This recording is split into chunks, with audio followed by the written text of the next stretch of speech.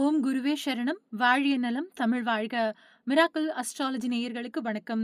நட்சத்திரங்கள் தரும் யோகம் குறித்தும் அவை பெற்ற தோஷங்கள் குறித்தும் செய்ய வேண்டிய பரிகார நிவர்த்தி பற்றியெல்லாம் நாம் நிறைய தொடர்ந்து பார்த்து வருகிறோம். அந்த வரிசையில் இன்று நாம் பார்க்க இருப்பது விருட்சிக ராசியில் வரும் அனுஷம் நட்சத்திரம் பற்றித்தான் பார்க்க போகிறோம். நமது சேனலை முதல் முறையாக பார்ப்பவர்கள் சப்ஸ்கிரைப் செய்துவிட்டு பாருங்கள். அனுஷம் நட்சத்திரம் என்பது விருட்சிக ராசியில் வரும் சனியின் நட்சத்திரம். ராசியின் அதிபதி செவ்வாய், நட்சத்திரத்தின் அதிபதி சனி.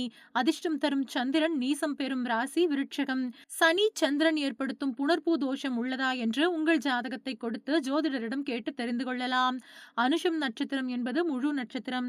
சமநோக்கு நட்சத்திரங்களில் ஒன்றான அனுஷம் நட்சத்திரத்தில் பிறந்தவர்கள் சனி மகா திசையில் தான் பிறந்திருப்பார்கள். இவர்களுக்கு குரு திசை வருவது இல்லை. நடுத்தர வயதில் சுக்கிரன் திசை வரும். இவர்கள் குணம் பற்றியும் வாழ்க்கை முறை பற்றியும் பார்க்கலாம். பெரும்பாலும் இவர்களுக்கு திருமணத்திற்கு பிறகு வரும் உறவுகளே நிலைத்திருக்கும். குறிப்பாக சந்திரன் நட்சத்திரங்களில் பிறந்தவர்கள், அதாவது திருவோணம், ரோகிணி, ஹஸ்தம் ஆகிய நட்சத்திரத்தில் பிறந்தவர்கள் இவர்களுக்கு உறுதுணையாக இருப்பார்கள். ஸ்திர ராசியில் கால புருஷனுக்கு 8வது ராசியில் பிறந்தவர்கள் வாழ்க்கையின் பிற்பகுதியில் இந்த நட்சத்திரக்காரர்களுக்கு வெற்றிகள் கிடைக்கும். இவர்களுக்கு தேவை பொறுமை. அது இல்லை என்றால் காலம் விடை தரும், அதாவது நிகழ்வுகள் மூலமாக தெரிவிக்கும். நடுத்தர வயதில் தனியார் துறையில் வேலை செய்பவர்கள் என்றால் வேலை மாறுதல் இருக்கும் அல்லது வேலை இழப்பார்கள்.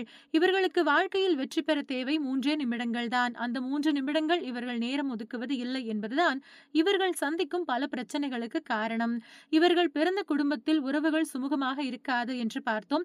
அதற்கு காரணம் என்ன என்ற காரணத்தையும் பரிகார நிவர்த்திகளையும் பார்த்துவிடலாம்.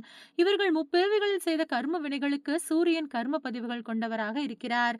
இதன் காரணமாகத்தான் இவர்களுக்கு பிறந்த குடும்பத்தின் உறவுகள் குறிக்கும் காரகங்கள் சரியாக அமைவது இல்லை.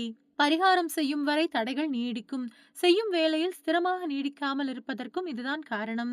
தனியாரில் மருத்துவம் சார்ந்த துறைகளும் கணக்கியல் சம்பந்தமான துறைகளும் இவர்களுக்கு அதிகமாக பொருந்தும். இப்பொழுது பரிகார நிவர்த்தி பற்றி பார்க்கலாம். தந்தை ஸ்தானத்தில் உள்ளவர்களுக்கு வேண்டிய உதவிகள் செய்து வரலாம்.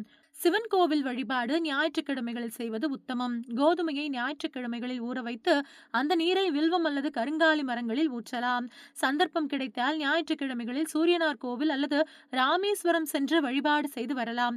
இவையெல்லாம் சூரியனின் கர்ம பதிவுகளை போக்கும். பிரசன்ன ஜோதிடத்தில் சாதகமான பதில்களை தரும் நட்சத்திரம் என்று சொல்லலாம். இவர்கள் ராசி அதிபதி செவ்வாய். ஆனால் செவ்வாய்க்கு ஆகாத சனியின் நட்சத்திரமான அனுஷத்தில் பிறந்தவர்கள் சனி மகாதசையில் பிறந்தவர்கள் என்பது குறிப்பிடத்தக்கது.